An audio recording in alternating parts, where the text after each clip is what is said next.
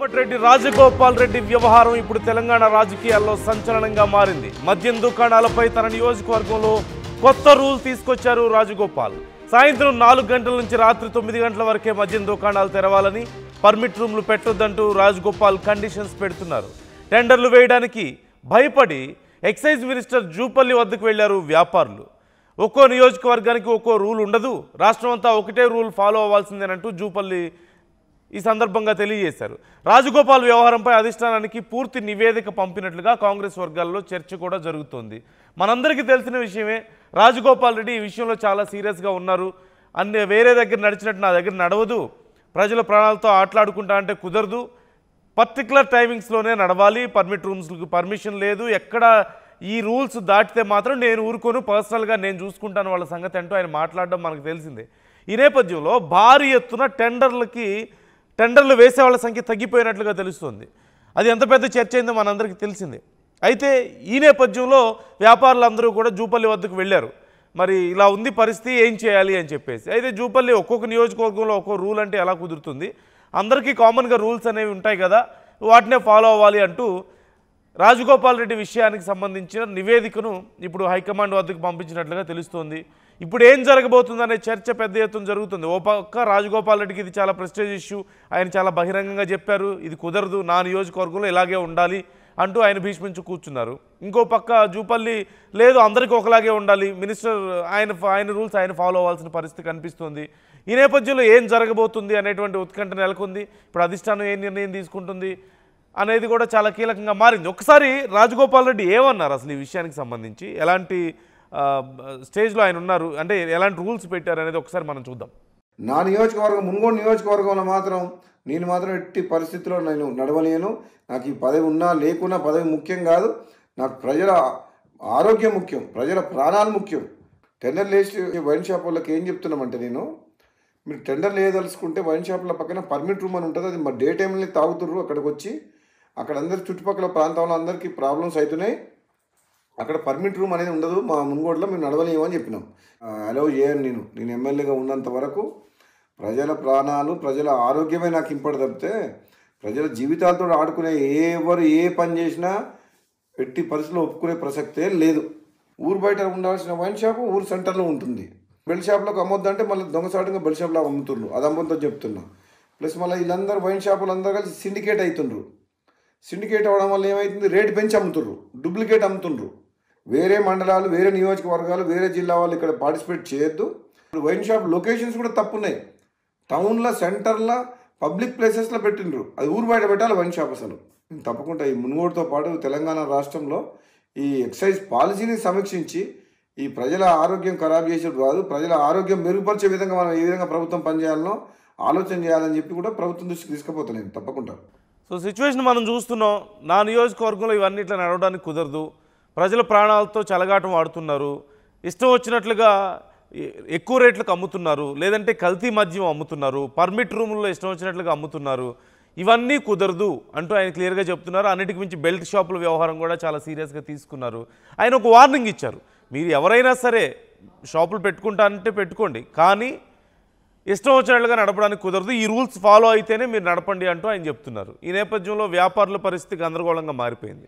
ఓ పక్క ఆయన చెప్పినట్లుగా నడపడానికి అవకాశం లేక, అలాగని వ్యాపారం చేసుకోకుండా ఉండలేక తీవ్ర ఇబ్బందులు పడుతున్నారు. ఈ నేపథ్యంలోనే జూపల్లి వద్దకు వెళ్ళడం, ఆయన ఈ విషయంలో అలా ఎలా కుదురుతుందో, అందరికీ ఒక రకంగానే ఉండాలి కదా రూల్స్ అంటే ఆయన చెప్పడం. ఇప్పుడు ఈ విషయం అధిష్టానం వద్దకు వెళ్ళింది. మరి అధిష్టానం ఇప్పుడు ఏం చేయబోతోంది, రాజగోపాల్ రెడ్డికి సర్ది చెప్తుందా, అలా వద్దు వదిలేయండి అని చెప్పబోతుందా, లేదంటే రాజగోపాల్ రెడ్డి ఇష్టం వచ్చినట్లుగా ఆయన నియోజకవర్గంలో నడవడానికి అవకాశం ఉందా? డీటెయిల్స్ తెలుసుకుందాం. మధు జాయిన్ అవుతున్నారు, మా ప్రతినిధి. మధు, ఇప్పుడు ఏం జరగబోతుంది అసలు, రాజగోపాల్ రెడ్డి మరి అసలు అంటే ఏ ఉద్దేశంతో ఆయన నిర్ణయం తీసుకున్నారు? ఎందుకంటే ఈ మద్యం దుకాణాలు అనేవి, లేదంటే మద్యం వ్యాపారం అనేది రాష్ట్రం అంతా ఒక పాలసీ ఉంటుంది, ఆ పాలసీ ప్రకారం నడుస్తూ ఉంటాయి. అఫ్కోర్స్ కొన్ని అక్రమాలు జరుగుతున్న మాట వాస్తవమే, అంటే కల్తీ మద్యం కానీ, కొన్ని చోట్ల ఎక్కువ రేట్లకు అమ్మడం కానీ, లేదంటే పర్మిట్ రూమ్లలో ఇష్టం వచ్చినట్లుగా అమ్మడం కానీ, ఇవన్నీ చాలా రకాలు జరుగుతున్న మాట వాస్తవమే. కానీ రాజగోపాల్ రెడ్డి చాలా ఎక్స్ట్రీమ్ రూల్స్ పెడుతున్నారు కదా, చాలా స్ట్రిక్ట్ రూల్స్ పెడుతున్నారు, అవి అమలయ్యే సాధ్యం ఉందా? ఇప్పుడు అధిష్టానం దగ్గరికి వెళ్ళినట్లుగా తెలుస్తుంది, ఏం జరగబోతుంది అంటారు? ఎగ్జాక్ట్ అంటే రాజగోపాల్ రెడ్డి నిర్ణయాలు ప్రజలకు హితంగానే ఉన్నాయి. ఆయన చెప్పినటువంటి ఆలోచన కానీ ఆయన చేసిన ప్రతిపాదన కానీ ప్రభుత్వాలు ఆలోచన చేయాలనేటువంటి ఆలోచన కూడా చేస్తారు. అంతవరకు ఓకే. కానీ జనరల్ గా స్టేట్ అంతా ఒకే రూల్స్ ఫాలో అవుతుంది. ఎక్సైజ్ పాలసీకి సంబంధించి జూపల్లి కృష్ణారావు స్టేట్మెంట్ చేసే ప్రయత్నం చేశారు. ఎందుకంటే 4 గంటల నుంచి 9 గంటల వరకు వైన్ షాపులు తెరవాలంటే ఇప్పుడు ఎవరైనా వ్యాపారం లాభం కోసం చేస్తారు. ప్రజల ఆరోగ్యం అనారోగ్యం గురించి వ్యాపారం చేసే వాళ్ళు పెద్దగా పట్టించుకోరు. కాబట్టి సాయంత్రం 4 గంటల నుంచి 9 గంటల వరకే వీటిని నడపాలి. పర్మిట్ రూమ్లు ఉండొద్దు, బెల్ట్ షాపుల్లో అమ్మొద్దు, టైమింగ్ దాటి తెరవడానికి వీల్లేదు. ఇట్లాంటి వాటి వల్ల జనరల్ గా టెండర్ వేయాలనుకుంటున్నటువంటి వ్యాపారస్తులు ఎవరైతే ఉంటారో, మద్యం వ్యాపారం చేయాలనుకున్నటువంటి వారు భయపడుతుంటారు. ఎక్సైజ్ శాఖను సంప్రదించారు. మంత్రి జూపల్లి దగ్గరికి తీసుకుపోతే స్టేట్ అంతా ఒకటే పాలసీ ఉంటుంది, నియోజకవర్గానికి ఒక పాలసీ ఉండేటువంటి సిచ్యువేషన్ లేదనేటువంటి ఆయన చెప్పే ప్రయత్నం చేస్తారు. మొదటి నుంచి చర్చ జరుగుతుంది. అఫ్ కోర్స్ రాజగోపాల్ రెడ్డి చేసినటువంటి ప్రతిపాదన వండర్ఫుల్ ప్రతిపాదన, కానీ దాన్ని రాష్ట్రం యాక్సెప్ట్ చేసే పరిస్థితి ఉందా? మరి సూచన ప్రభుత్వం తీసుకోవాలి, దీన్ని ప్రజల ఆరోగ్యం గురించి ఆలోచన చేయాలని చెప్పి సూచన చేస్తున్నారు. కానీ రాష్ట్ర ప్రభుత్వం తీసుకునే పరిస్థితి ఉందా అంటే ప్రస్తుతం ఉన్న పరిస్థితుల్లో లేదు. రాష్ట్రం ఆల్రెడీ ఆదాయం అంతా కూడా సగం లిక్కర్ మీదనే ఆధారపడి నడుస్తుంది అనేటువంటి విమర్శలు ఉన్నాయి గత ప్రభుత్వంలో, ప్రస్తుతం ఈ ప్రభుత్వంలో కూడా. లిక్కర్ ఆదాయంతో సగం ప్రభుత్వ పథకాలు నడుపుతున్నారనేటువంటి విమర్శలు ఉన్న నేపథ్యంలో మరి లిక్కర్ని దాన్ని కన్ఫైన్ చేస్తే, ఒక కంట్రోల్లోకి తీసుకొస్తే ఆదాయం పెరిగేటువంటి అవకాశం ఉంటుంది. ఆదాయం కోల్పోతుంది కదా రాష్ట్ర ప్రభుత్వం అనేటువంటి ఆలోచన కూడా ఉంది. ఈ టెండర్లకు సంబంధించిన విషయంలో రాజగోపాల్ రెడ్డి చేసినటువంటి స్టేట్మెంట్ స్పష్టంగా పక్క నియోజకవర్గాలు, పక్క జిల్లా వాళ్ళు వచ్చి ఇక్కడ ఏదు టెండర్లు టైమింగ్ లో నడపాలి, కల్తీ మద్యం అమ్మడానికి లేదు, ప్రజల ఆరోగ్యం గురించి ఈ నిర్ణయం తీసుకుంటున్నాం, మునుగోడులో మాత్రం రూల్ ఇదే అనేటువంటి రాజగోపాల్ రెడ్డి చేసిన వీడియో ప్రస్తుతం కాంగ్రెస్ ప్రభుత్వానికి పెద్ద తలనొప్పిగా మారినటువంటి సిచ్యువేషన్. దీన్ని కంట్రోల్ చేయలేకపోతున్నది. ఇప్పటికే రాష్ట్ర వ్యాప్తంగా అనేక జిల్లాల్లో, నియోజకవర్గాల్లో టెండర్లు వేయడానికి ముందుకు వస్తలేరు జనాలు. ఎందుకంటే హైదరాబాద్, రంగారెడ్డి ప్రాంతాల్లో ఎక్కువ డెన్సిటీ ఉంది. ఇక్కడ ఎక్కువ జనాలు మద్యం కొనుగోలు చేస్తా ఉన్నారు. మిగతా ప్రాంతాల్లో అడపాదడప కేవలం పండుగల మూమెంట్లోనో ఎలక్షన్ మూమెంట్లోనో అక్కడ ఎక్కువ ఉంది. అక్కడ వారికి సరైనటువంటి లాభం లేదు. టెండర్లు లక్షలు వేయడము, పోలీసులకు ఇంకా స్థానికంగా ఉన్న నాయకులకు ఇదంతా వాటాలు ఇవ్వడము, మెయింటెనెన్స్ చేయడం, ఇదంతా వారికి కొంతమందికి తలపించిన భారం అవుతుంది. దానికి తోడు మునుగోడులో ఇట్లాంటి రూల్స్ పెట్టడంతో 4 నుంచి 9 గంటల వరకు అనేసరికి వాళ్ళు భయపడుతున్నటువంటి పరిస్థితి.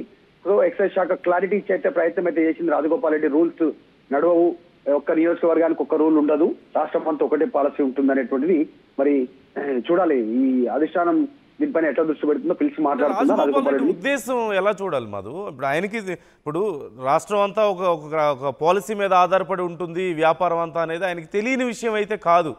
ప్రభుత్వం దాని మీద అఫ్కోర్స్ ఇన్కమ్ పరంగా కూడా ప్రభుత్వానికి అది చాలా ఇంపార్టెంట్ అని ఆయనకి తెలియని విషయం కాదు. కానీ నా నియోజకవర్గంలో ఇలాగే నడవాలి అని ఆయన అసలు ఆ నిర్ణయం ఎందుకు తీసుకున్నారో, అలా కంట్రోల్ చేయగలిగే అవకాశం ఉందని ఆయన భావించారా, లేకపోతే ఆయన ఉద్దేశాన్ని ఎలా చూడాలి అసలు? నిజంగానే ఆయన చెప్తున్న రీజన్ ఏంటంటే ప్రజల ఆరోగ్యం అనేటువంటి స్టేట్మెంట్ ఆయన చాలా క్లియర్ గా చెప్తున్నారు. నియోజకవర్గంలో ఇట్లా పోతానే, ఎందుకంటే ఉదయం నుంచి సాయంత్రం వరకు కష్టపడ్డటువంటి వారు ఎవరైతే ఉన్నారో, సాయంత్రం వైన్స్కి వెళ్తున్నారు, కష్టపడ్డటువంటి సొమ్ములో ఎక్కువ మొత్తం మద్యానికి వెచ్చిస్తా ఉన్నటువంటి పరిస్థితి. కుటుంబాలు విచ్ఛిన్నమవుతా ఉన్నాయి. ఇంటికి వెళ్ళిన తర్వాత గొడవ పడవు, లేదంటే ఆరోగ్యం ఖరాబ్ కావడం, కుటుంబాన్ని పట్టించుకోకపోవడం, దీనివల్ల ఇబ్బంది అవుతా ఉంది. ఉదయం నుంచి సాయంత్రం వరకు తిరగడం అనేటువంటిది. ఇంకా కొద్దిమంది పనులు మానేయడం, అడిక్ట్ కావడం మద్యానికి, మార్నింగ్ నుంచి ఈవినింగ్ వరకు వాళ్ళు మద్యం షాప్ లో చుట్టూ తిరగడం, మద్యం కొనుగోలు చేయడము, అవారగా ఉండడం, ఇట్లాంటి సిచ్యువేషన్లు రాష్ట్రంలో మనం చూస్తా ఉన్నాం. హత్యలు. ఆ ఉద్దేశంలో మాట్లాడారా, ఆరోగ్యం గురించి మాట్లాడారా, లేదంటే ఆయనకు మంత్రి పదవి రావట్లేదు కాబట్టి ఆ దృష్టికోణంలో ఆయన స్టేట్మెంట్ ప్రెజర్ పెంచే ప్రయత్నం చేస్తా ఉన్నారా? ఊకే రాజగోపాల్ రెడ్డి వల్ల ప్రభుత్వానికి ఇబ్బంది అవుతుంది, ఆయనకు మంత్రి పదవి ఇస్తే సెట్ అయిపోతుంది, ఇవన్నీ అనేటువంటి ఆలోచన చేస్తా ఉన్నారా? చూడాలి.